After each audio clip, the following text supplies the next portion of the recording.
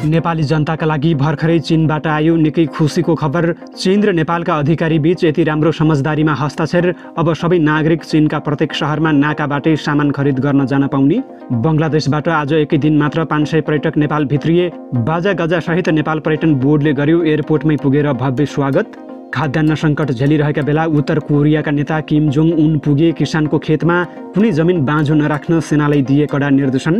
आफू देशका लागि 1000 वर्ष जेलमा बस्न तयार रहेको पाकिस्तानका पूर्व प्रधानमन्त्री इमरान खानको दाबी। देशद्रोहीहरूले आफूलाई फसाएको आरोप।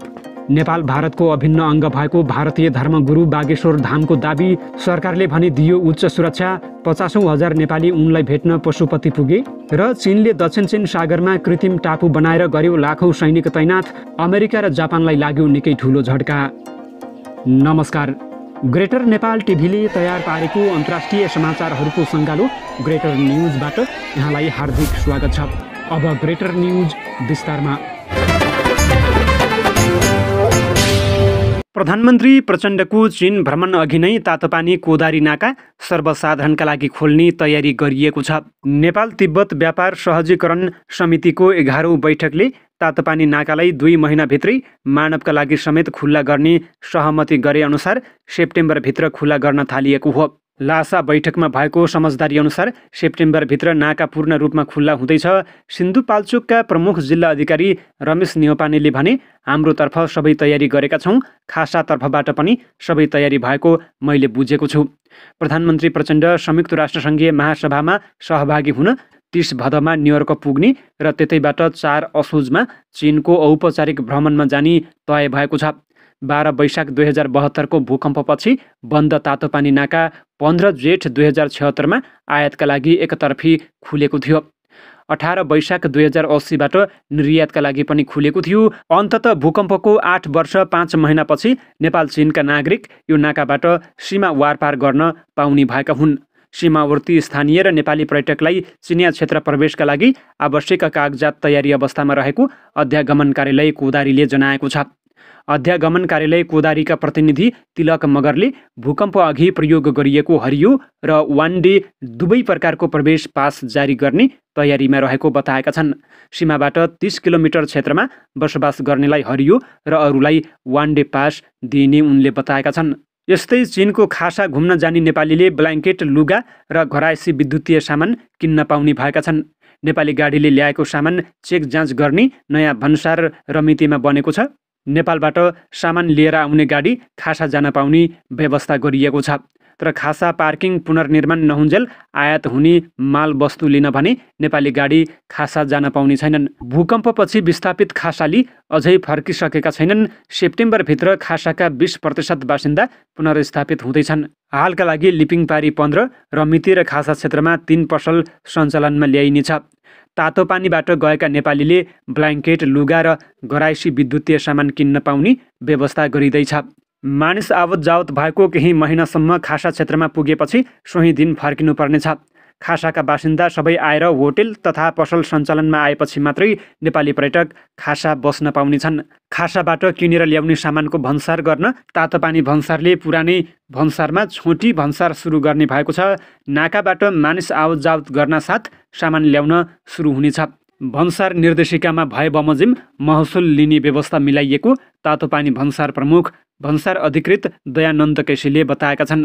तातोपानीबाट सामान ल्याउँदा ढुवानी खर्च कम, समयको बचत र सामान सुरक्षित हुने पनि व्यापारी आङ दोर्जे शेर्पाले बताएका छन्। खरिद गरेको 9 दिनमा मेरो सामान खासा आइपुग्यो उनले भने। चिनिया शहरबाट पहिला 1 CBM सामानको ढुवानी खासासम्म 600 युवान अर्थात् घोरमा थियो। अहिले 450 युवान तिरेपछि तातोपानीसम्म आइपुग्छ। चिनिया क्षेत्रमा रहेको आडो ट्रान्सपोर्टले नेपाली व्यापारीलाई लक्षित गरेर सहुलियत दरमा ढुवानी गर्न थालेको छ। जहाजबाट भारत भएर आउने सामान तातोपानी नाका सहज हुने भएपछि नेपाली व्यापारी स्थलमार्ग भएर ल्याउन तयार भएका छन्।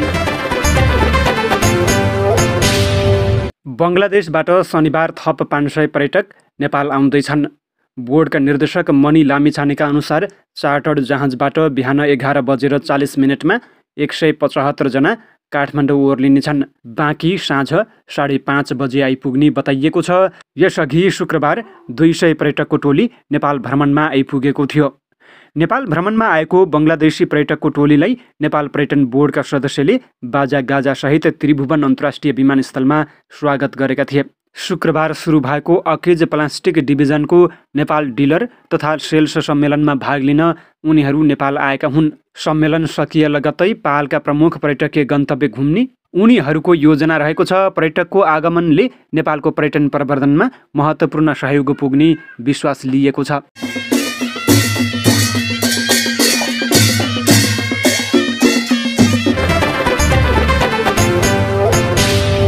अहिलेसम्म तपाईँले उत्तर कोरियाका सर्वोच्च नेता किम जोङ उनलाई मिसाइल र रकेट लन्चरमा मात्र देख्नु भएको होला।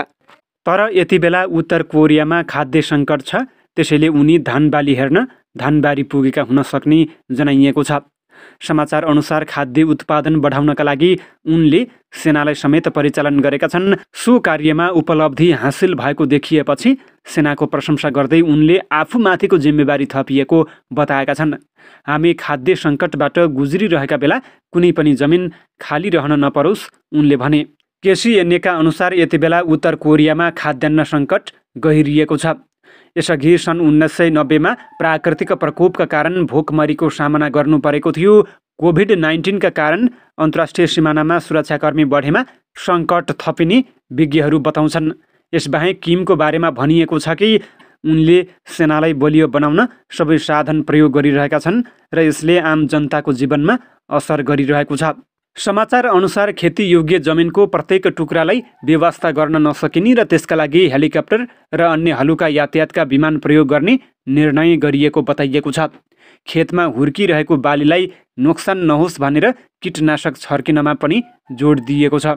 यसैबीच हालै देखिएको हावाहुरीका कारण बाली नालीमा क्षति पुगेको बताइएको छ, जसकारण करिब 14,000 उत्तर कोरियाली नागरिकलाई सुरक्षित स्थानमा सार्नु परेको थियो। पाकिस्तानको जेलमा रहेका पूर्व प्रधानमन्त्री इमरान खानले देशका लागि 1000 वर्ष जेल बस्न तयार रहेको बताएका छन्। तोसाखाना मुद्दामा दोषी पाइएपछि इमरान खानलाई 3 वर्षको जेल सजाय सुनाइएको छ र हाल उनी पन्जाब प्रान्तको अटक जेलमा थुनामा रहेका छन्।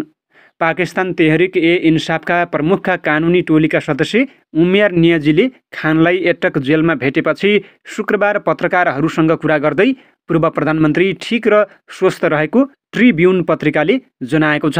यद्यपि उनको दारी बढेको छ, उनलाई ऐना र सेभिङ किट दिएको छ।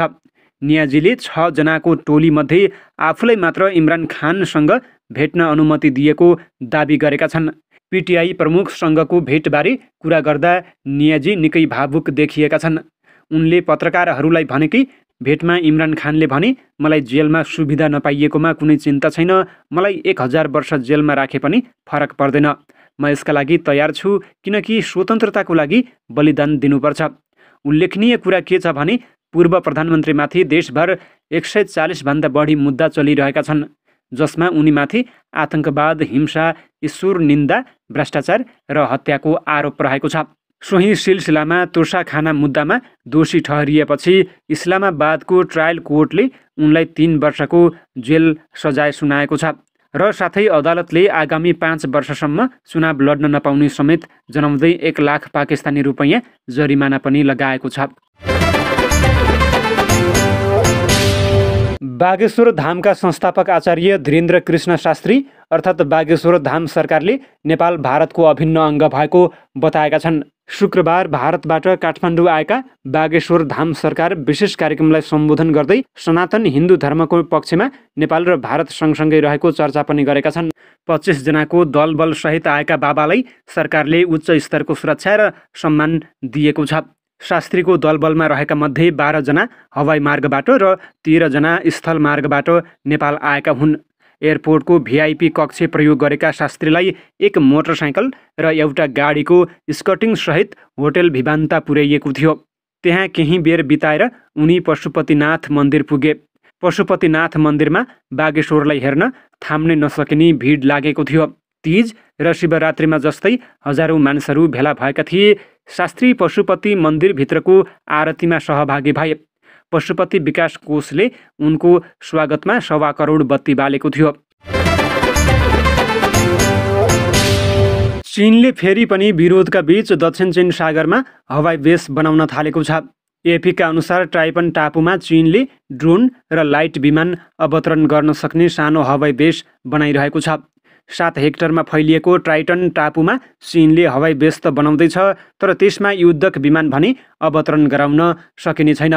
प्लानेट ल्याबले खिचेको भू उपग्रहको तस्बिरबाट चीनले दक्षिण चीन सागरमा हालै मात्र कृत्रिम टापुमा पूर्वाधार बनाउन सुरु गरेको हो। चीनले किन त्यहाँ पूर्वाधार खडा गरेको भनेर जानकारी दिएको छैन। यी कामको विरोध पनि भइरहेको छ, किनभने 35 लाख वर्ग किलोमिटरमा फैलिएको जलक्षेत्र दक्षिण चीन सागरलाई चीनले मात्र नभएर अन्य राष्ट्रहरूले पनि दाबी गर्छन्। Brunei, Malaysia, Philippines, Taiwan, Indonesia र भियतनामले चिनिया पूर्वाधार निर्माणलाई अन्तर्राष्ट्रिय कानुनको उल्लङ्घन भनेका छन्। चीन एक्लैले यो सागरको 90% जलमा आफ्नो अधिकार भएको दाबी गर्छ। चीनले यो विवादित जलक्षेत्रमा कृत्रिम टापुको निर्माण गरेर सेना तथा हतियारहरू तैनाथ गरेको छ, जसको पनि अन्य दाबीकर्ता मुलुकहरूले विरोध गर्दै आएका छन्। केही समय अघि मात्र दक्षिण चीन सागरमा चिनिया तटरक्षकको जहाजले फिलिपिन्सको जहाजलाई आक्रमण गरेको थियो। त्यसबेला चिनिया जहाजले फिलिपिन्सको जहाजलाई पानीको फोहराले आक्रमण गरेको भिडियो सार्वजनिक भएको थियो। उक्त घटनापछि चीनले अन्तर्राष्ट्रिय जलक्षेत्रमा दादागिरी देखाएको फिलिपिन्सले बताएको थियो। यसअघि पनि 3वटा भन्दा बढी कृत्रिम टापु खडा गरेर चीनले सेना र हतियार दक्षिण चीन सागरमा तैनाथ गरेको अमेरिकाले बताएको थियो। यतिबेला फेरि पनि चीनले उक्त क्षेत्रमा हवाई बेस बनाउँदा अमेरिकालाई भने ठूलो झट्का लागेको छ। अमेरिकाले पनि दक्षिण चीन सागरमा युद्धपोत पठाइरहन्छ। उक्त सागरलाई आफ्नो भएको दाबी गर्ने चीन बाहेकका राष्ट्रले यो सागरमा अमेरिकी उपस्थितिलाई स्वागत गरेका छन्।